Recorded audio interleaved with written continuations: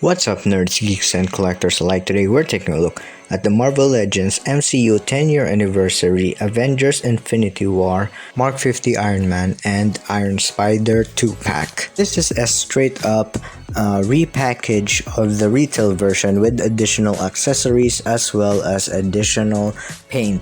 If I'm gonna be honest, I personally think these are the figures that we should have gotten in the first place. But this is a good opportunity for those who missed out on the figures or waited until they got something a little better and your patience had paid off. Here we have an Marvel Legends MCU 10 anniversary packaging for two figures. Taking a closer look, this is very similar to the 80th anniversary, and here at the side we have a picture of the Iron Spider, and at the back we have Iron Man and Spider-Man's bio, as well as the poster for the movie they came from, which is actually a nice touch since the images of Iron Man and the Iron Spider is glossy in contrast of the matte finish of the entire box. And here on Iron Man's side, at the side of the box, we have his image as well as Marvel Legends, as well as the sticker of Hong Kong Disneyland, where I got this figure from. And at the top here we have the Marvel logo, and at the bottom here we have the legal mumbo jumbo as well as the price tag from Hong Kong Disneyland and the UPC. So let's get them out of packaging. And here we have the Mark 50 Iron Man as well as the Iron Spider. These two figures, even though I never got the original retail version, according to other toy reviewers, these guys are a mass improvement over their predecessors. Now let's take an in-depth look at the figures. And here we have Mark 50 Iron Man. I really like the painting and the sculpting of this figure, especially with this very vibrant red. I like the effect that they were going with the eyes. Here with the navy baby blue in terms of like a glowing effect, but unfortunately in terms of application it's poorly executed, but I get what they were going with. I still like the painting, the overall painting at the base of the figure. I noticed that the faceplate is actually elevated, giving it a more 3D look and of course a 3D feel. Here we have the arc reactor. It is a white with the outlines of that navy blue again for the glowing effect. That goes the same for the added silver. I really like the distribution of colors here with the silver, the gold, and of course the red, and for giving us the illusion of like it's lighting up with the white and navy baby blue. Overall, the painting and sculpting is great.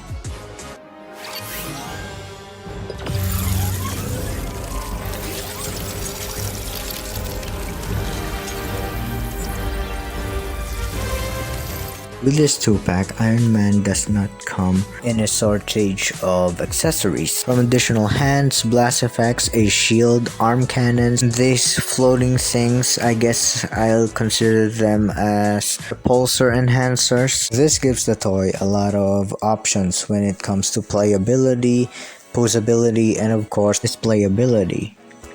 With the amount of accessories this figure comes with, I can't help myself but take a close look at the arm cannons first. These guys are made of red plastic with the additional of silver paint as well as the gold paint, because Iron Man actually uses this in the fight against Cull Obsidian, also known as Dwarf Star in the comics if you are a comic geek. It's nice that the set includes two of these for both hands of the Mark 50 Iron Man to be equipped, and it would look cool in display.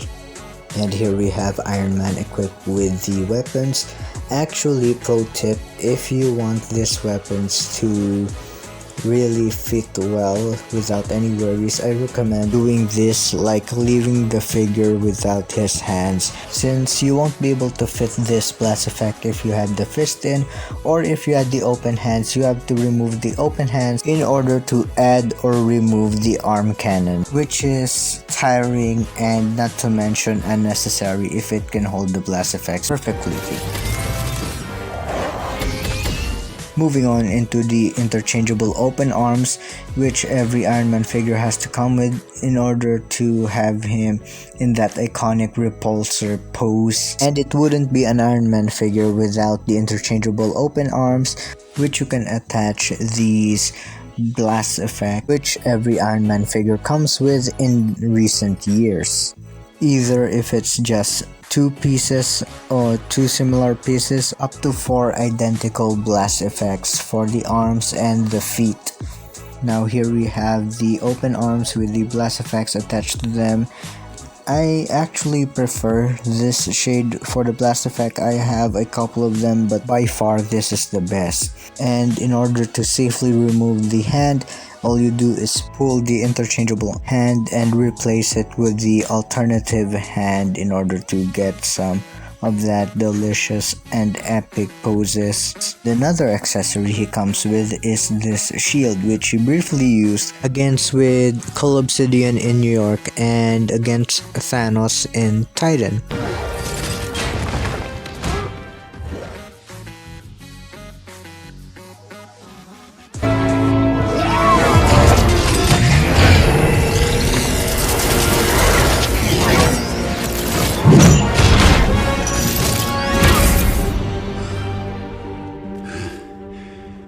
That for a drop of blood. And here we peg the floating repulsor enhancer. That's what I'm calling it. I haven't found an official name of this, but it also made a brief appearance with the arm cannons. Where'd that come from? It's nanotech. You like it? A little something. For articulation, Iron Man can do a 360 on the head. Due to being a ball joint, he can look up that far and look down that far. His arm can extend out as well as do a complete 360, and with a bicep swivel here and a double jointed elbow, which is a little too tight on the top part of the joint. And we have some wrist swivel as well as the other hand. That goes the same for the other hand. He has a upper torso swivel, a dumbbell like ball joint inside him, and unfortunately no waist swivel, but his feet can kick and go back barely, but he can do a fair amount of the splits, as well as a thigh swivel with a very tight swivel and a double jointed knees. And again, a little too tight, but I kind of like my figures that way instead of being too loose. And you can rock back and forth along with a pivot. That goes the same for the other foot. And that's the articulation of Iron Man. You gotta let go. I'm gonna catch you. But you said save the wizard! We're too high up. You're running out of air. Yeah, that makes sense.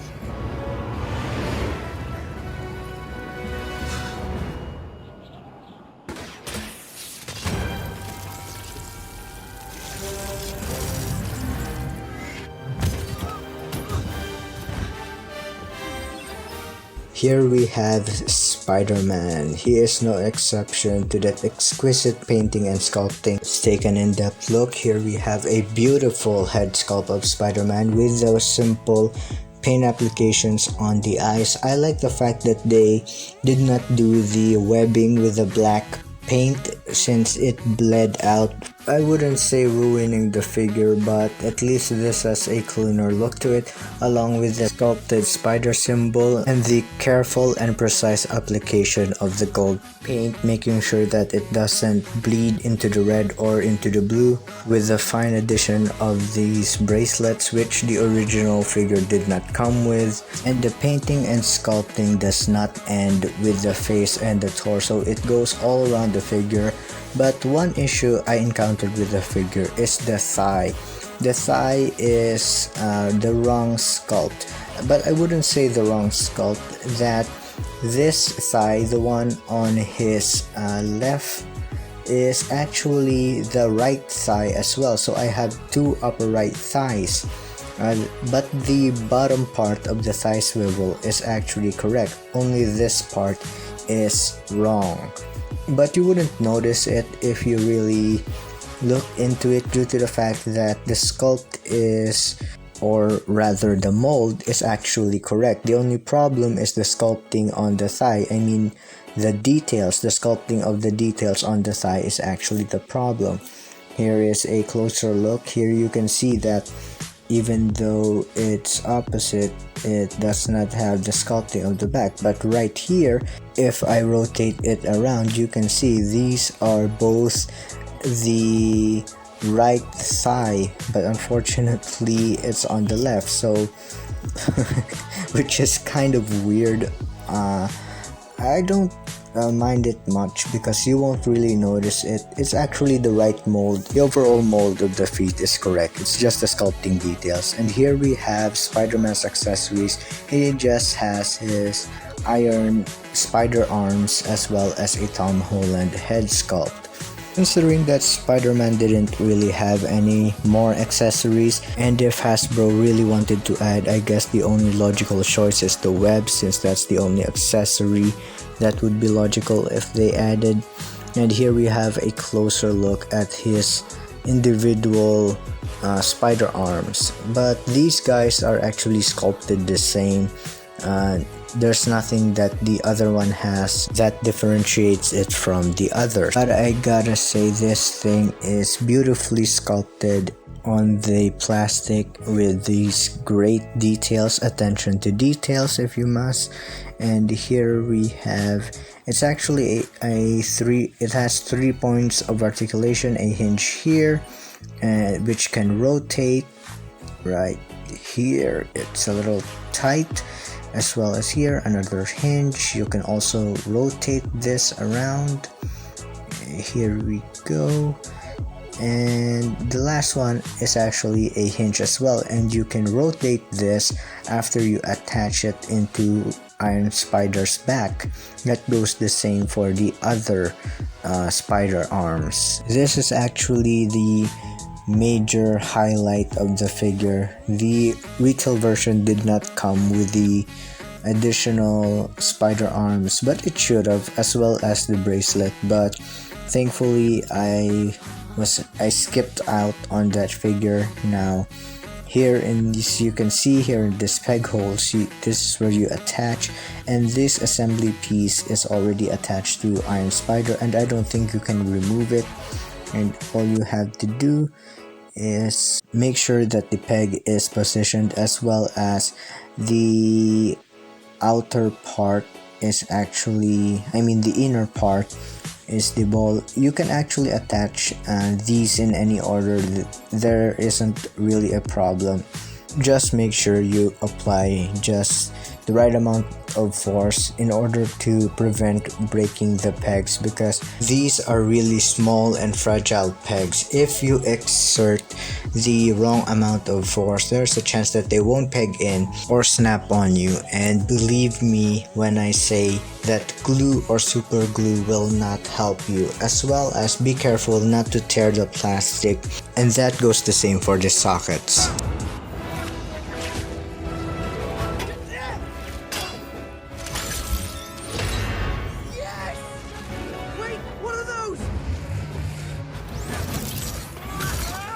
And here we have Tom Holland's head sculpt. Again, Hasbro using that photoreal technology. It really pays off. That really looks like Tom Holland in his first appearance in an Avengers movie, which is the Avengers Infinity War.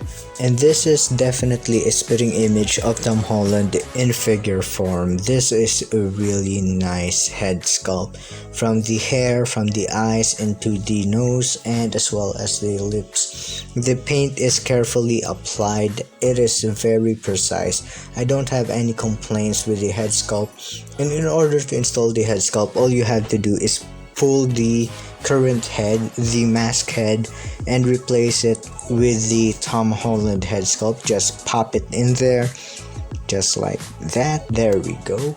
And that really looks cool. That is the peak head sculpt when it comes to Marvel Legends figures. I hope this is a trend, especially when it comes to MCU characters, especially now that they've integrated into their retail products, which is a plus side for Hasbro. That's additional points for Hasbro on my part. And here's Tom Holland holding his mask head. Back up? No. No. I'm Peter, by the way. You're using your made-up names. I'm Spider-Man then. Can we control it? Kid, you're an Avenger now.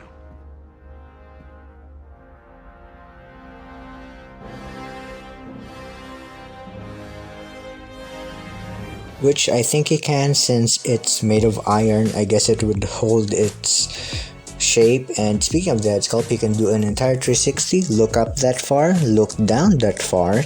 His arms are on a butterfly joint that actually continues the details. It can go out that far, do an entire 360 if you move these iron spider legs aside, alongside with a bicep swivel as well as a double jointed elbow.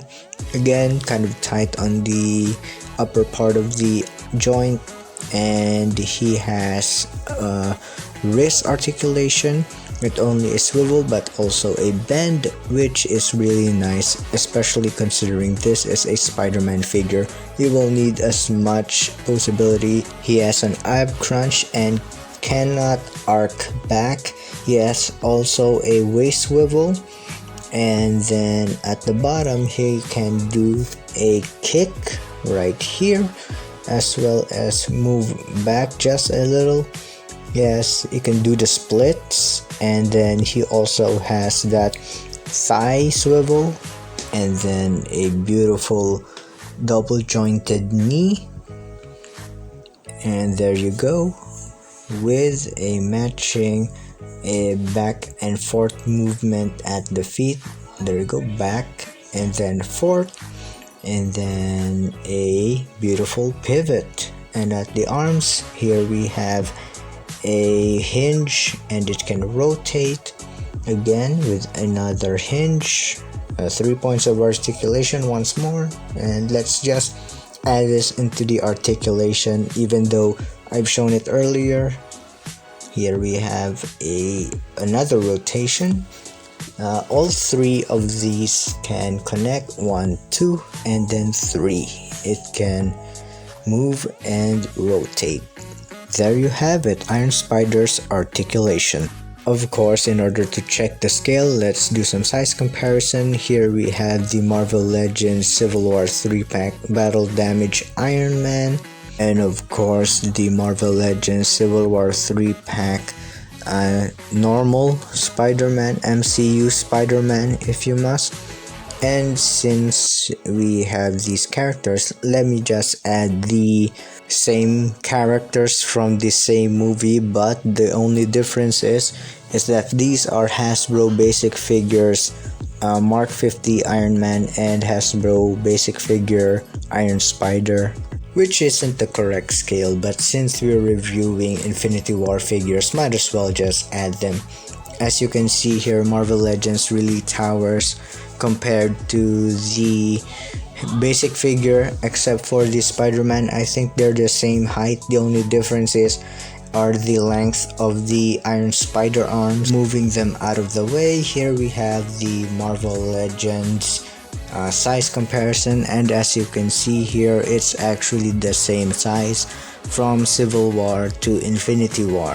Final thoughts on the figure. This is a epic 2-pack, especially if you missed out on the retail version. If the retail version was not to your liking, then I absolutely guarantee you this will be worth it. Not only are you getting the accessories, but you are getting better paint apps and better sculpts. You are getting much more than what you got from the retail version. I personally had a blast playing and displaying this figure, so if you like this review, drop a like and subscribe to the channel for more content. Till next time, peace out.